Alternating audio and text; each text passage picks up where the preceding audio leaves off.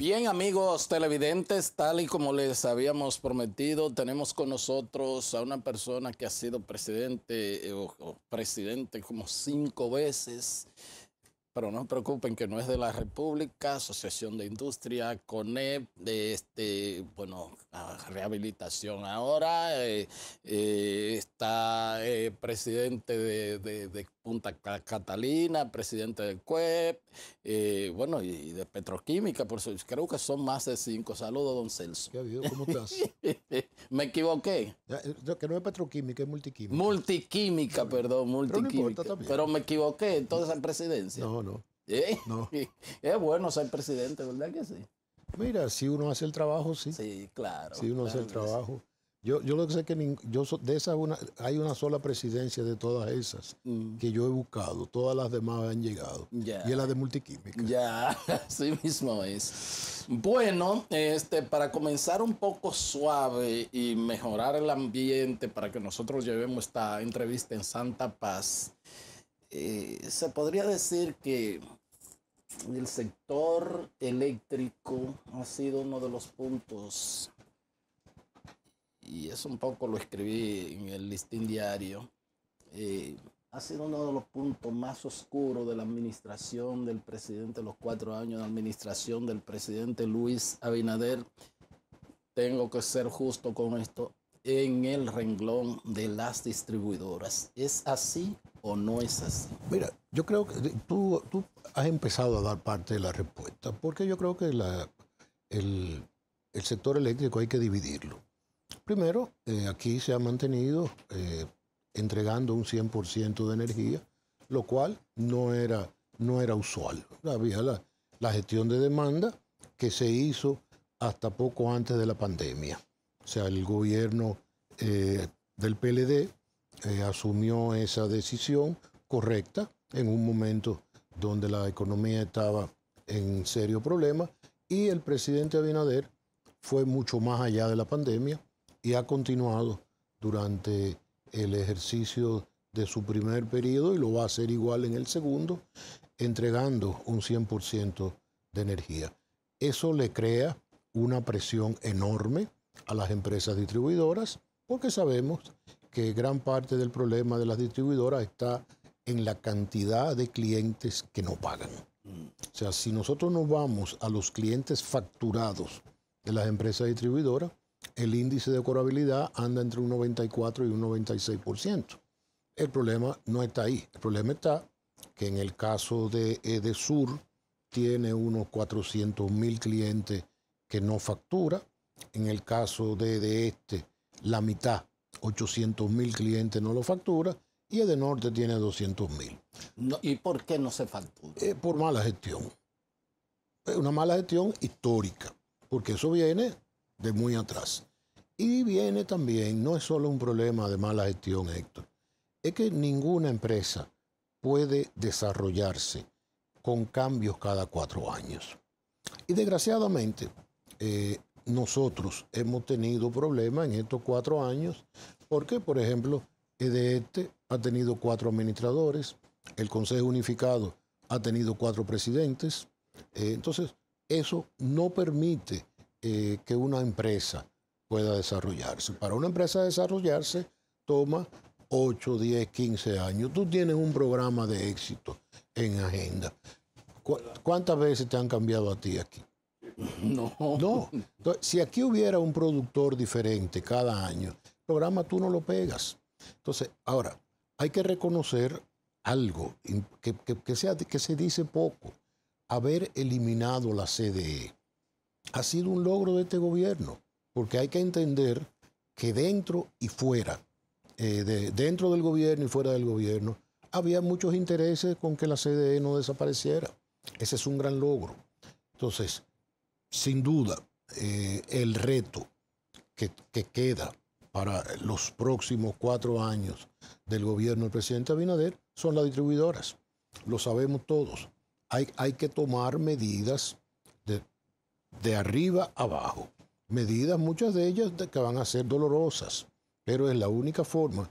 Cuando tú tienes un cuerpo que tiene problemas en un lado y en otro, la única forma es cortar y amputar para que el resto del cuerpo pueda resurgir. Y definitivamente el presidente está dando todo el apoyo al Consejo Unificado y nosotros a través del Consejo Unificado a las distribuidoras.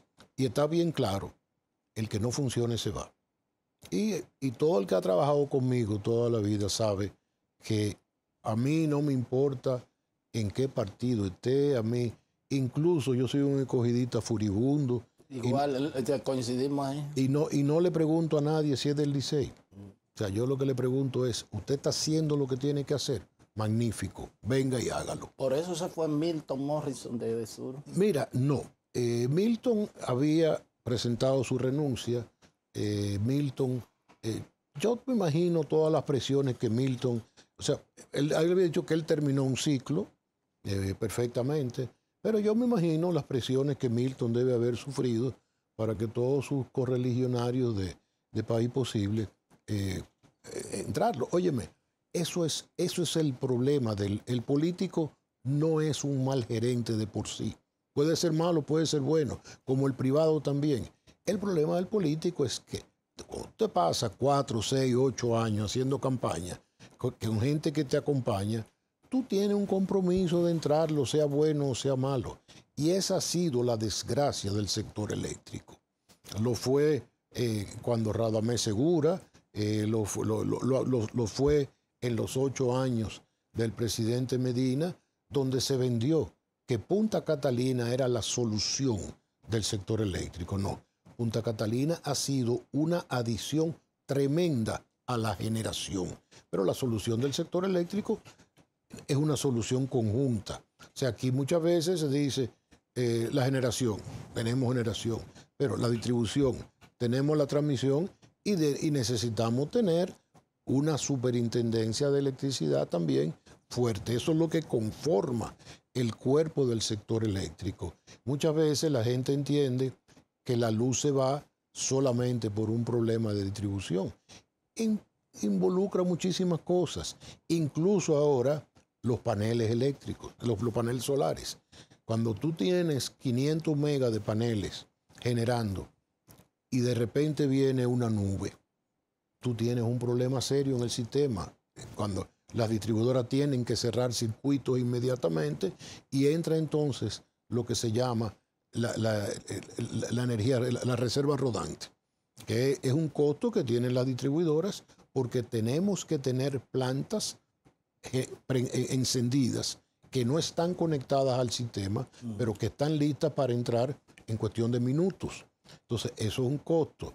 Entonces, es todo ese complejo que muchas veces para muchas personas es difícil de entender y para muchos otros es muy fácil de criticar. ¿Cómo no? El tema de los paneles solares que se ha discutido y bueno, los pros y los contras que le puede hacer a la industria como tal por el tema de pues las facilidades fiscales que tiene. ¿Tiene algún impacto negativo al sistema, al sector en sentido general? Mira, yo tengo una teoría que sí. Tengo que sentarme con una persona que respeto mucho, que es José Luis Moreno de San Juan, que me ha dicho que yo no estoy, que no es cierto que se pierda dinero por los paneles solares. Te digo que lo respeto mucho, es un técnico, no solamente, yo no soy técnico, yo lo que soy es un gerente. Tengo que oír personas como él que tienen un concepto muy claro, no son tremendistas, todo lo contrario. Lo he conocido en los últimos meses y me llevo tengo un gran concepto de él. Y me escribió el otro día sobre ese tema. Tengo pendiente esa reunión para que él oiga mi posición, que definitivamente no es la de un técnico, es uno de que suma y resta y al final sabe si el negocio dio o no dio, y otro que tiene esa parte técnica. Hay una discusión frente a eso. Nosotros entendemos que sí, que se pierde dinero con la facturación neta, el hecho de venderte y comprar al mismo precio que le cuesta a la distribuidora, pero yo creo que es un tema interesante. La Superintendencia de Electricidad tiene una posición que se discutió y que se va a hacer ahora, se van a hacer vistas públicas.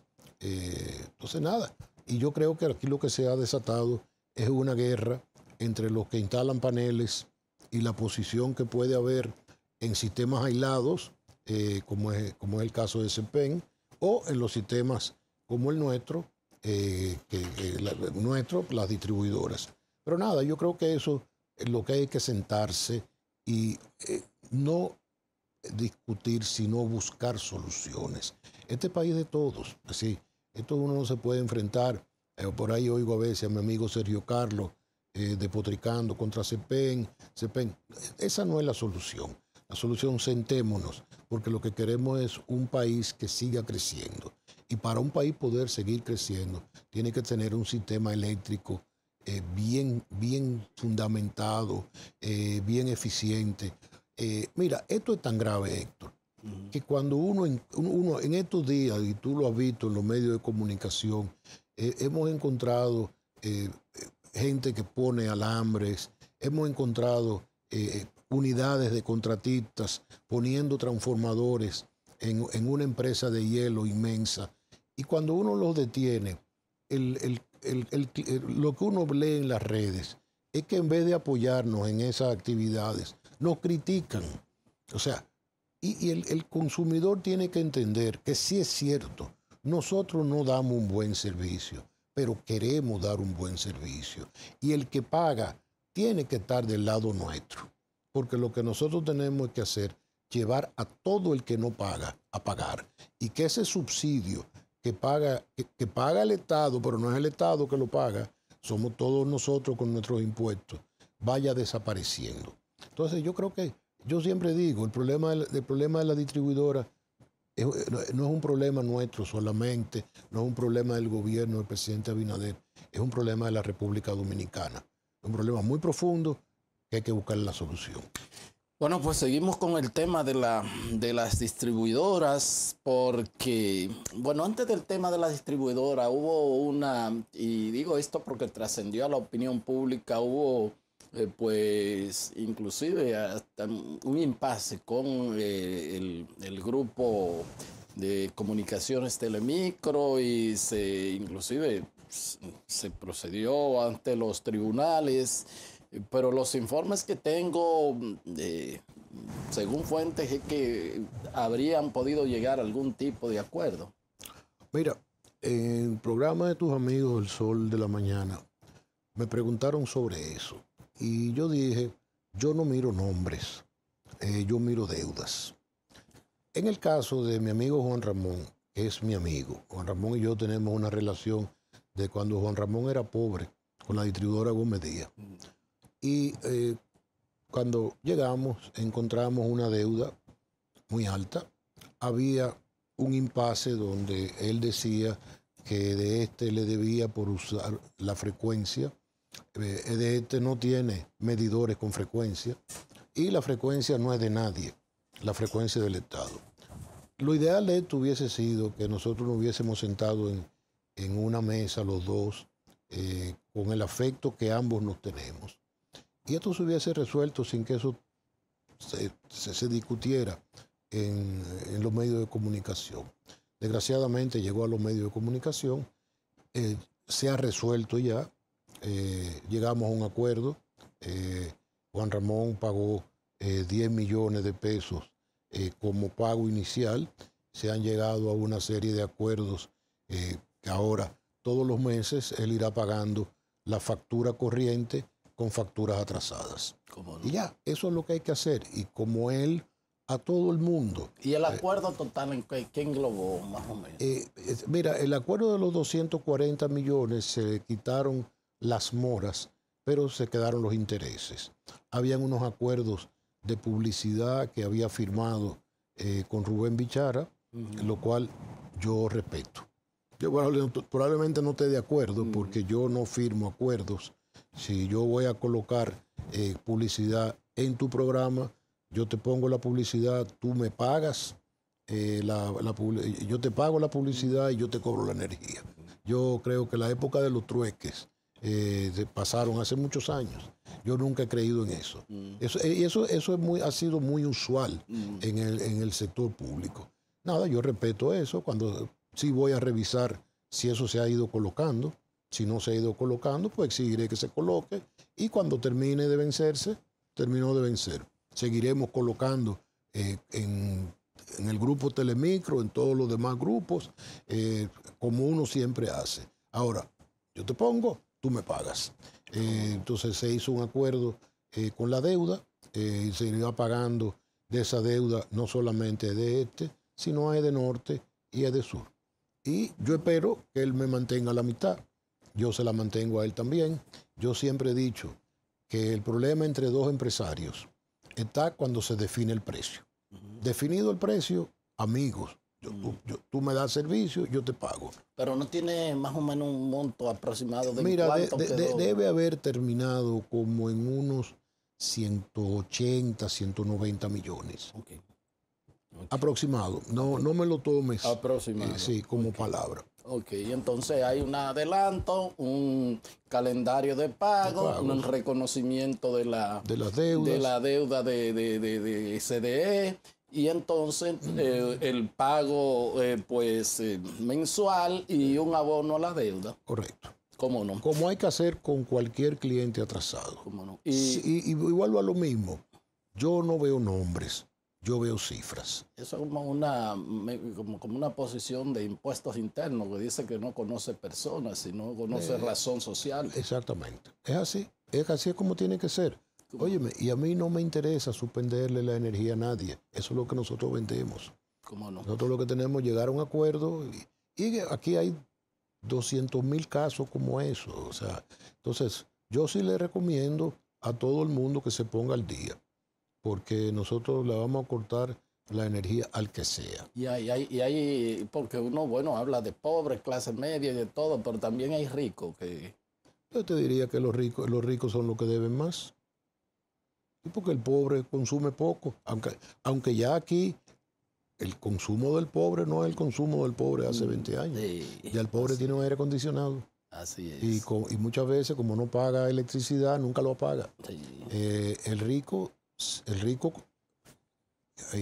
ahorra, el que no está directo. Ya. Porque aquí hay muchas torres y próximamente yo les recomiendo que se vayan normalizando, porque si las agarramos, sí van a salir en los medios de comunicación. Bien, pues solicitamos la anuencia de Celso Marrancini, quien es el presidente de Punta Catalina, presidente del Consejo Unificado de las Sedes.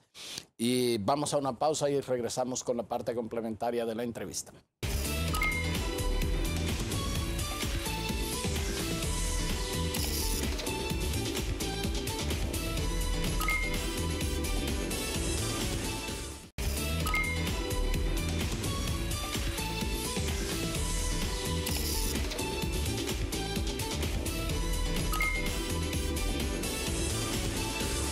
Bien, continuamos en esta entrevista con Aclarol, vicepresidente de Punta Catalina y presidente del Consejo Unificado de las Sedes, Celso Marrancini.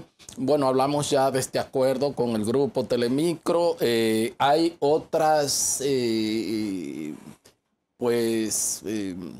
clientes de grandes, ciertas magnitud que ustedes estén mirando. ¿A usted le gusta como echar esos pleitos, Mira, a mí me han buscado para eso, porque yo nunca lo he buscado. Pero usted no lo baraja. No, yo no lo barajo. Yo digo que no es necesario pelear. Yo creo que lo mejor es llegar, incluso los abogados, cuando hay discusión, yo siempre digo que a veces es mejor un mal arreglo que un buen pleito. Pero indudablemente si hay que echarlo, yo lo he hecho con altura, con tranquilidad, pero sí, definitivamente. Y yo creo que en este caso, yo creo que no soy yo que está peleando, yo creo que es la República Dominicana. ¿Cómo? Yo creo que el país no se puede permitir que siga un sector donde el gobierno tiene que pagar un subsidio de 1.450 millones. Que también yo de dólares. De dólares. Pero yo quiero desglosar ese subsidio. Antes del subsidio, lo que digo es, no hay otros clientes pero claro que de sí. esa envergadura, de lo que uno considera ricos. Sí, sí, hay torres que se construyen con torres multimillonarias, donde un apartamento puede costar 2 millones, 3 millones de dólares, y las torres se construyen ya con conexiones ilegales. Fraudulentas. Todo eso, porque fíjate lo que ahora se va a hacer. Nosotros vamos a poner en los transformadores, nosotros vamos a medir los transformadores.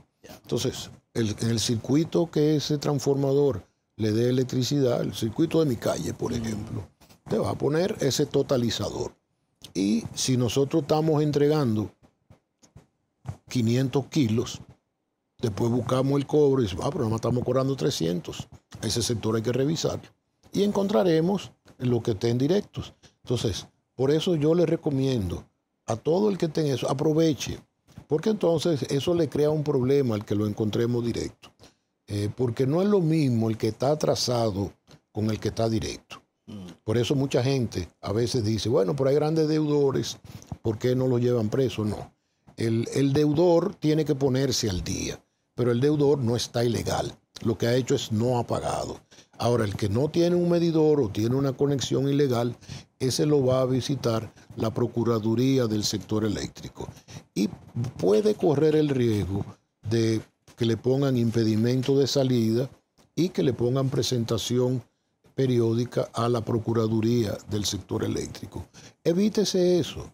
Realmente no hay necesidad, si usted paga el teléfono, el internet, el Netflix, la parábola, el restaurante, donde usted va, porque, oye Héctor, ya en este país yo no sé cómo es que este país se ha reproducido.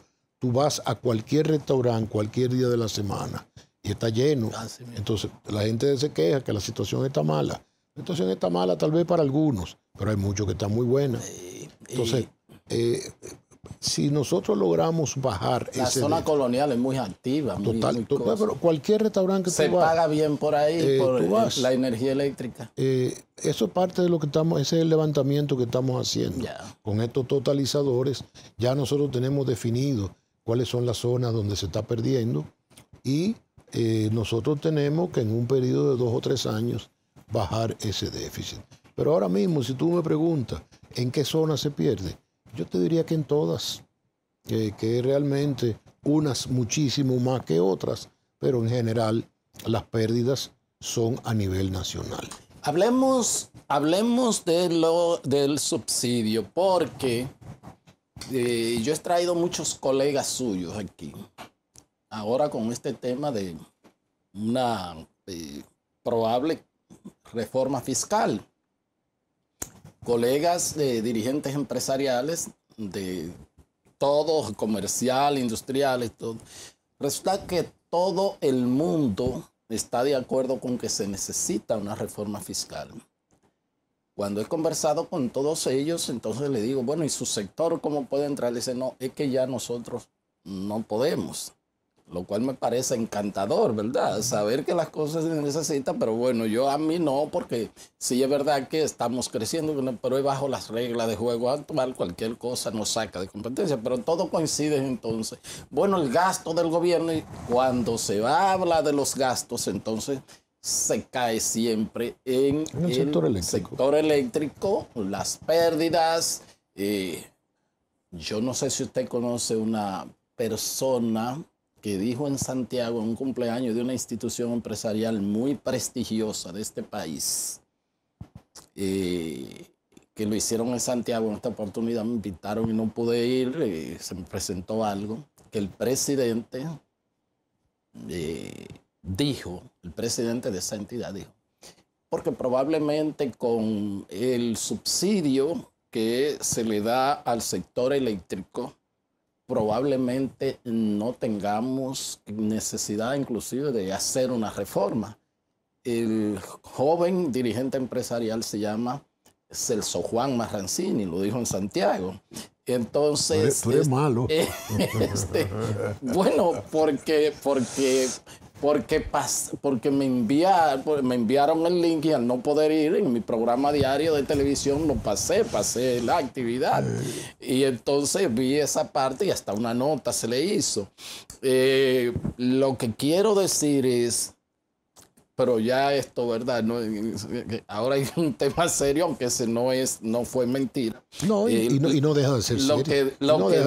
Lo que digo es que todo el mundo cree que resuelto el problema del subsidio, se resuelve el problema general de finanzas del gobierno, o casi se resuelve, y entonces no necesitaríamos... el subsidio tiene un peso enorme, definitivamente, y hoy la dirigencia empresarial tiene razón cuando dice que una reforma fiscal, si no existiera el subsidio eléctrico, hay que hacerla de todas formas. O sea, no solamente por el gobierno no tiene recursos suficientes. Y definitivamente el problema, todo el mundo dice que es necesaria, pero que no me pongan el impuesto a mí, que se lo pongan a Héctor. Ese es el problema de la reforma. Ahora, yo quiero decomponer el subsidio eléctrico, porque realmente a veces se piensa que los 1.450 millones que se aportan al subsidio del sector eléctrico corresponden a la ineficiencia de las empresas distribuidoras, y eso no es así. 800 millones de esos 1.450 corresponden a lo que es el FETE. El FETE es el Fondo de Estabilización de la Tarifa Eléctrica. Eso es lo que el gobierno ha decidido no aumentar la tarifa eléctrica. Tú le puedes decir a esos dirigentes empresariales que esos 800 millones, si el gobierno decide quitarlos, le aumentaría también la tarifa a muchos de ellos. Entonces, el gobierno está subsidiando a ricos y a pobres. Empecemos por ahí. Hay entre 80 y 100 millones de adicionales que no nos lo pagan los ayuntamientos ni los Cora no sé cuántos, los acueductos. Cora Moca, Cora... No quiero decir que Cora Moca no pagó, pero los Cora en sentido general. Hay unos que no pagan, hay otros que sí pagan. Por Moca, por ejemplo, nos acaba de hacer un pago importante. Pero hay una deuda significativa de parte. En el caso de los ayuntamientos dicen que hay, bueno, que las sedes por el uso del espacio. Se le paga, se hace esa compensación. Si tú pero llamas, como quiera debe. Si tú llamas, por ejemplo, a Carolina Mejía, mi querida Carolina Mejía recibe un cheque muy bueno todos los meses, porque definitivamente la compensación le es favorable a ella. Cuando la compensación es desfavorable al ayuntamiento, el ayuntamiento simplemente no nos paga. ¿Qué instrucciones hemos dado? Nosotros no podemos cortar el alumbrado, porque crearíamos un problema de seguridad. Pero nosotros estamos cortándole a los palacios municipales. Ayer me decía Andrés Cueto, el gerente general de Norte, que estaban protestando las gobernadoras y los senadores porque estábamos cortando la luz en los palacios municipales. Y yo le dije, pero eso sí es fácil de resolver. Me dice, no, que paguen, que paguen. Entonces, todo el mundo tiene que ser parte de la solución. Y nosotros le hemos pedido al presidente Abinader, y me ha dicho que sí, un decreto donde se dé un plazo de 60 a 90 días a todos los empleados del sector público para que presenten su factura de la luz.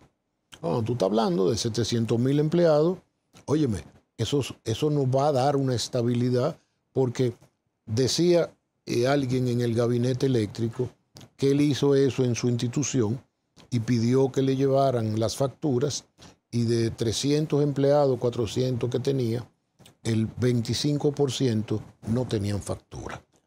Entonces, si nosotros logramos eso, y entonces yo voy a ir al CONEP, donde Celso Juan Marrancini, y yo le voy a decir, nosotros queremos que ustedes pidan lo mismo, que ustedes le pidan a sus asociados, que les exijan a sus empleados que presenten la factura. ¿Por qué? Todos estamos de acuerdo que el sector el déficit afecta al sector empresarial y a la clase media y a todo el mundo cuando se trate de impuestos.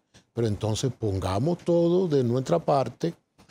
Últimamente, con mucha satisfacción, hemos estado recibiendo denuncias de clientes que son clientes formales, que alrededor de su sector hay gente conectada ilegalmente. Por ejemplo, esa gran empresa de agua que pudimos localizarla fue fruto de una denuncia de un consumidor. Lo que sí es una vergüenza que nosotros tengamos que hacerlo en base a denuncias, que nosotros debíamos de encontrarlo, pero por supuesto, en este momento, ayúdennos. Si usted tiene uno que usted sabe, anónimamente, nosotros no necesitamos, incluso nosotros vamos a crear un pequeño equipo para que la gente pueda hacer esas denuncias de forma anónima, porque yo vuelvo a lo mismo, este es un problema de todos. Pero entonces vamos a seguir con el aspecto, vamos a terminar lo del subsidio. De los 1.450 millones, tú le puedes decir a los consumidores y a los empresarios que hay 900 millones que no son directamente del problema de la distribuidora. Y están las pérdidas técnicas. ¿Qué son las pérdidas técnicas? Las pérdidas técnicas son esas que se dan por la mala calidad de las líneas. Nosotros tenemos sitios, y sobre todo es el sitio de mayor problema, donde hay sectores que llevan la luz con alambre de púa. O te cogen los cables telefónicos y con eso te llevan energía para confundir a nuestros supervisores que entienden que es un cable de comunicación. Entonces, pero todo eso ha sido consecuencia de años donde no se han tomado las medidas necesarias. Nosotros esperamos, con la ayuda de todos nuestros clientes, con la ayuda de ustedes, los medios de comunicación y con la de Dios, revertir esto en 3 o 4 años. Empezar el camino, esto toma 6 u 8 años, llevarlo a lo que debe ser. ¿Cómo no? Pero lo que pasa es que ya entonces hay un proceso de... No es privatización, es capitalización, creo que... No, ninguno de los dos caminos. Mira cuál es el camino que nosotros queremos... Oye, perdón, he visto empresas que obviamente con lo cual tienen mucho y tienen derecho y tienen razón y voy a poner un nombre, o sea, he visto, y de hecho algunos amigos me dicen, pero mira, CESPEN es un buen modelo, ellos cobran y ellos podrían entrar y todo esto, o sea, pero ¿cuál es el modelo que ustedes van? Hablando de ese modelo, nosotros ahora estamos haciendo un modelo piloto de 5,000 clientes con contadores que son, tú cortas de telemedidos, tú cortas, tú conectas, y vamos a utilizar también como un piloto la tecnología que usa CESPEN. Okay. Lo vamos a distribuir, creo que 3,000 en EDE, 1,000 en EDE Norte y 1,000 en EDE Sur.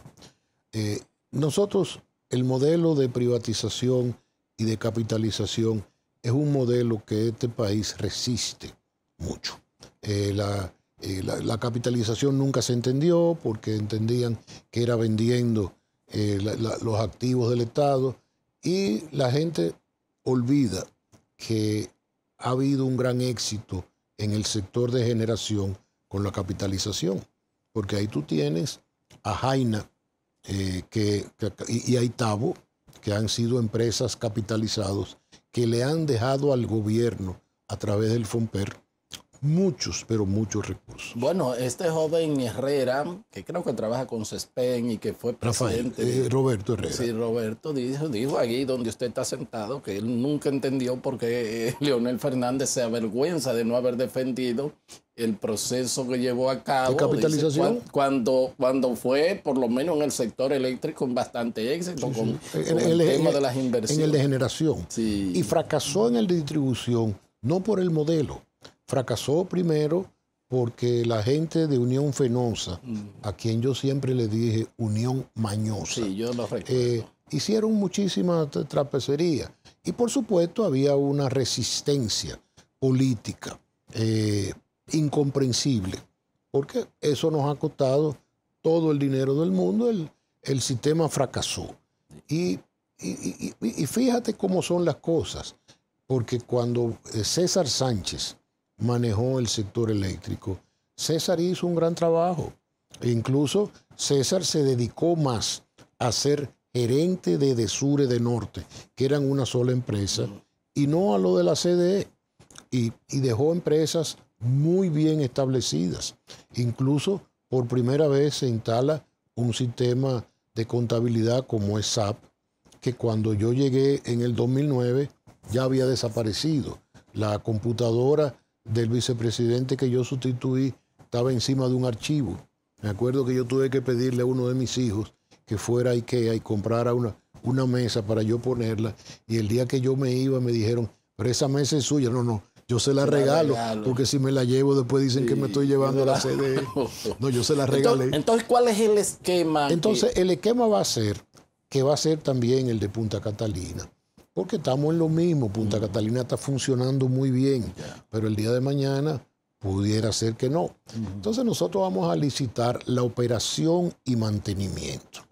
Entonces, las empresas, Punta Catalina hoy es una empresa comercial regida por el Código de Comercio, donde su dueño es el Ministerio de Hacienda con 999 acciones y una acción a nombre del FOMPER, porque la ley comercial te exige 2 accionistas.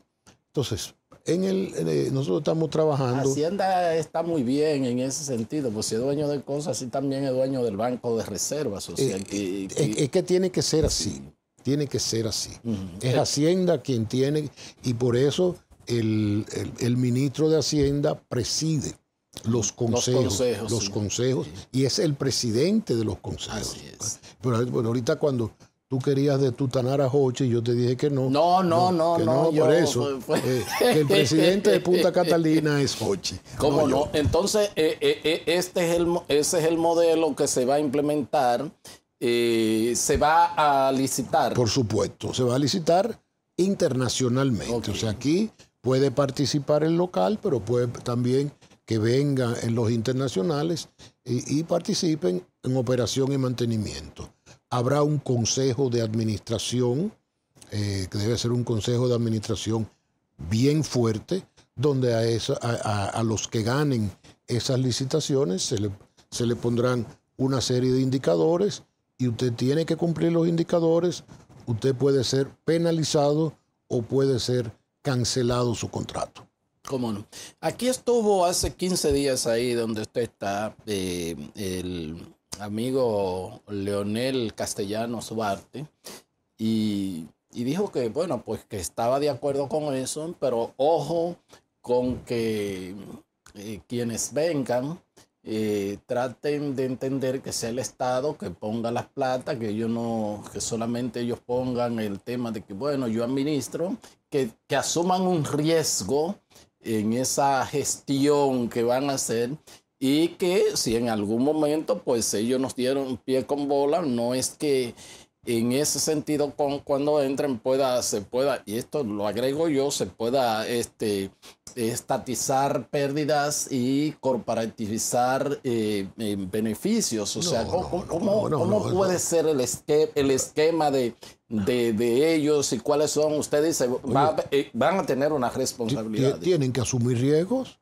porque de lo contrario el que no asume riesgo probablemente no pone el esfuerzo que tiene que poner. Entonces, no, definitivamente tienen que asumir riesgos.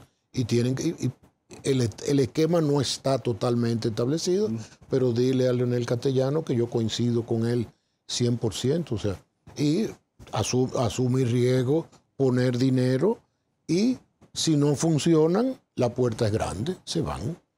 Entonces, eso es lo que hemos necesitado desde la capitalización. Si esto no se hubiese criticado, oye, hubiéramos tenido, eso que te decía Roberto Herrera, en la generación funcionó. O sea, Itabo y Jaina son un ejemplo. Y yo te voy a decir, le deja tanto dinero al Fomper que por primera vez el dueño de las distribuidoras, diferente a como es el representante Jochi Vicente en Punta Catalina o en el Banco de Reserva, el dueño es el Fomper. El Fomper es el dueño. Y por primera vez en la historia de las empresas distribuidoras, el Fomper está capitalizando, ayudando a capitalizar las empresas distribuidoras. Fomper dio un aporte de $10 millones para compra de transformadores y ahora nos está dando un aporte de 110 millones mensuales para seguir comprando equipos, y lo cual para nosotros significa un gran alivio y le significa un alivio a las reservas del Estado. ¿Cómo no? Y en el caso de Punta Catalina, Héctor, nosotros le estamos entregando al Ministerio de Hacienda $180 millones al año. Pues no fue tan mala Punta Catalina. Mira, Punta Catalina ha sido la solución de la generación. Si hoy no tuviésemos Punta Catalina, aquí tendríamos apagones. Ahora, la discusión vino en que si fue la licitación, de que si solamente fue un licitante, de que si estuvo sobrevaluada o no. Lo que yo digo... De si la hiciera el gobierno, no. Todo eso, de que si era de carbón o podía...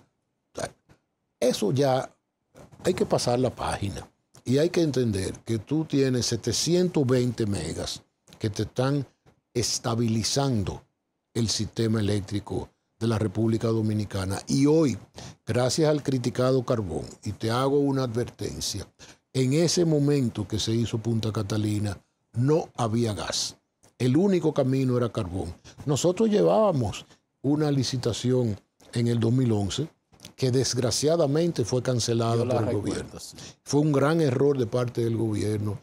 Y recuerdo que un funcionario me llamó y me dijo, suspende la licitación de Punta Catalina porque nos van a regalar una planta. Y yo le dije, mira, eso es un error suspenderla porque el mensaje internacional que mandamos es incorrecto. Y aquí hace falta generación rápida. Me dijo, bueno, es que no la van a regalar. Y yo recuerdo que yo le dije a ese funcionario que hay un solo tipo de plantas que regalan y muchas veces hay que comprarlas, que son las ornamentales. Hay unos chismes por ahí, tanto del sector, gente que conoce en el sector eléctrico y bueno, que conocen bastante lo que se está dando. Y obviamente la señora vicepresidenta es la coordinadora del gabinete. Es la presidenta del gabinete. Pero bueno. Para gran honor, porque tenemos realmente una ejecutiva. Así es, donde quiera ha funcionado bien. Exactamente. Bueno, al margen de eso, dicen que en el día a día el gran líder del sector, en sentido general del sector eléctrico, es Celso Marrancini. Yo me alegro que me pongan eso, pero eso, yo soy una gente muy humilde para llegar a ser ese líder. Yo no me pongo ese título bajo ningún concepto. Que tengo un peso enorme sobre el sector eléctrico, sí. Y no hay una contradicción, perdón, entre una gente que sea generador y entonces que además esté presidiendo el Consejo Unificado de las Sedes. No hay, aunque es el mismo Estado, pero lo que estoy diciendo, no hay conflicto de intereses, porque entonces también otro generador del sector privado podría decir, bueno, pero yo quiero una silla ahí también, no sé. No, pues una silla, ¿por qué? Bueno, una silla se hubiera puesto dinero. Ya. Pero no puso un centavo, no, imposible. Bueno, pero tú tienes el caso, hemos hablado del caso de CEPEN, genera y distribuye. Ya. Entonces no hay conflicto. Ahora, conflicto de intereses hubiese si yo tengo una planta, conflicto de intereses fuese si Punta Catalina fuera mitad del sector privado o la distribuidora fuera mitad del sector privado. Estoy hablando de la regla de juego dentro del mismo sector. O sea, no lo veo como un conflicto con el sector privado bajo ningún concepto. Lo que digo es de generador a también estar en la mesa de distribución. Lo que es un reto, porque uno tiene que hacer eficiente los dos sectores. porque yo no puedo descuidar. O sea, por ejemplo, cuando a mí las distribuidoras no me pagan a tiempo en Punta Catalina, yo le cobro intereses como le cobra el sector privado. Ya. O sea, son dos negocios completamente diferentes, donde yo tengo que hacer reportes totalmente diferentes. Yo tengo que entregarle un reporte al ministro de Hacienda, que es el presidente de Punta Catalina, y por supuesto al presidente de la República, que es el presidente de todos nosotros, Claro. y al gabinete eléctrico presidido por la señora vicepresidenta. Y yo tengo también, nosotros tenemos un consejo en las distribuidoras, el Consejo Unificado, Sí, claro. que lo que mucha gente no entiende que es eso, y eso es un solo consejo Para las tres. para las tres. Sí. Y ahí hay que reportar también lo que hacemos todos, porque es un consejo, no hay uno solo. O sea, hay uno que es el presidente, que tiene, y en mi caso, presidente ejecutivo. Pero no, yo nunca he visto un conflicto. Yo tengo un equipo en Punta Catalina altamente eficiente, que puede competir con cualquier empresa del sector privado, y hacia eso tenemos que llevar al sector de distribución. ¿Cómo no? Qué buena El sector de distribución tiene que dejar de ser la cenicienta del gobierno. Como no, hubo un chisme recientemente de si el nuevo administrador de DESUR venía de la gestión pasada del Ministerio de Hacienda. Eso son pendejadas. Entonces ni siquiera hay que hacerle caso a eso. Oye, trabajó conmigo también. Sí, yo solo a personas que me lo dijeron, digo, bueno, pero digan que trabajó con Celso también anteriormente. 2009, 2012. Entonces, además, bien. es un profesional a carta cabal. Esas son las referencias. Ojalá sacarle fotocopia. Bueno, entonces está en su condición de presidente, de vicepresidente de Punta Catalina y administrador, cuando tiene que echar su pleitecito con la distribuidora por algunos intereses. No, el pleito es diario. Es diario. Es diario. O sea, porque tenemos por ejemplo, Punta Catalina camina sola, pero la distribuidora no. Estamos claros que no. O sea, yo venir aquí a la televisión a decir que la distribuidora también, yo estaría mintiéndole al país y a los clientes. Ya. No, lo primero es que uno tiene que aceptar, para tú mejorar algo, Claro. tú tienes que saber dónde tú estás. O sea, nosotros tenemos que decir, señores, nosotros estamos mal, pero nosotros vamos camino a mejorar. En un día ni en un año. O sea, no nos pidan a los que estamos ahí que seamos magos. Magos no somos ninguno. Trabajando 24 horas, 7 días a la semana, sí. Y haciéndolo con la mejor de nuestras capacidades. Equivocándonos, sí. Somos humanos todos, pero nos damos cuenta pronto de nuestros errores. ¿Cómo no? Haciendo como hacemos los católicos cuando vamos a la iglesia, que comenzamos primero reconociendo nuestros pecados. Sí, Así pecado, es. así Y es. nada, es ir mejorando los equipos, es ir mejorando todo eso para que en 6, 8 años las pérdidas en las distribuidoras estemos hablando de 3 o 4%. ¿Cómo no? Y estarán preparados ya finalmente como en los próximos, ¿qué tiempo? 2 años, 3 años, para prepararse para la gestión de la entrada del sector privado. De los operadores. De los operadores. Operación y mantenimiento. Claro. Que quede claro, las empresas, porque mucho de lo que se dijo cuando yo llegué a Punta Catalina era de que yo venía a vender Punta Catalina. Todo lo contrario. Incluso, y no critico eso, en el gobierno pasado, mi querido amigo Jaime Aristi sí tenía, y no era un proyecto de él, eran las instrucciones que le había dado el presidente Medina de vender una parte de Punta Catalina. Cuando llegamos, la posición del presidente Abinader fue: Punta Catalina no se vende. Yeah. O sea, y eso ha sido. Y si me preguntan a mí, yo creo que ese es un activo que tiene que permanecer en el Estado. Hoy Punta Catalina es la empresa que vende el kilovatio más barato a las distribuidoras. Hidro, la empresa hidroeléctrica, que gracias a Dios le ha ido muy bien este año con las lluvias. Y Punta Catalina, con una excelente compra de carbón el año pasado. Para que tengas una idea, el carbón en el mercado internacional hoy está a 110. Y nosotros compramos el carbón promedio $89 para el año completo. Eso significa ahorros para las empresas distribuidoras. Claro. Lo que digo finalmente que esa gestión que se va a hacer sería como ya estarían preparados en 2 años. Sí, por ahí por el 26. ¿Cómo no? Sí. Bueno, pues le agradezco. Además, Héctor, acuérdate que yo no pienso vivir en esto. Yo no nací para semillas. No, pero el tema es que hasta que usted no deje eso listo y pegado, usted se queda ahí. Mi esposa me pregunta que cuándo que vamos a descansar.